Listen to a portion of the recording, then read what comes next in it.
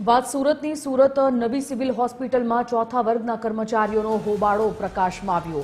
Trauma સેન્ટરમાં મહિલા કર્મચારીને દર્દીના સગાએ માર માર્યાનો આરોપ લગાવવામાં આવ્યો છે। સાફ સફાઈ દરમિયાન 3 જેટલા લોકોએ કર્મચારીઓને માર માર્યો। ચોથા વર્ગના કર્મચારીઓએ કામથી અડગા રહીને પોલીસ મથકે ગયા। પોલીસ ફરિયાદ નહીં થાય ત્યાં સુધી પોલીસ ચોકી બહાર બેસી રહેવાની પણ કર્મચારીઓએ ચીમકી ઉચ્ચારી છે।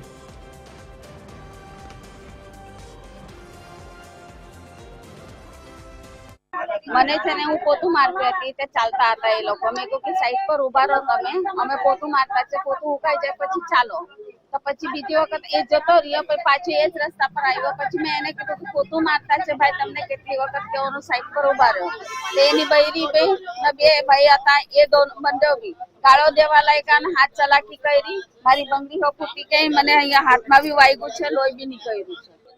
अमने इंसाफ જોઈએ છે સર અમને એવી રીતના કરે આજે આ કર્યો કાલે બીજો કરે અમારી કઈ ઇજ્જત નથી અમે સર્વન્ટ છે અમે સમજે છે કે ગરીબ છે એટલે બધા અહીં આવે છે અમે બધાનું કરે છે ગંદુ હોય કે કેવું હોય અમે કરે છે અમે એક ડર રાખીને કરે છે કે નહીં ભાઈ આ બી માણસ છે અમે બી માણસ છે આપણે સમજીને નહીં ચાલે તો એ લોકો વધારે અમારા ઉપર દાદાગીરી કરે મારપીટ કરે જેમ ગંદેતી બોલે અમારી કઈ ઇજ્જત નથી।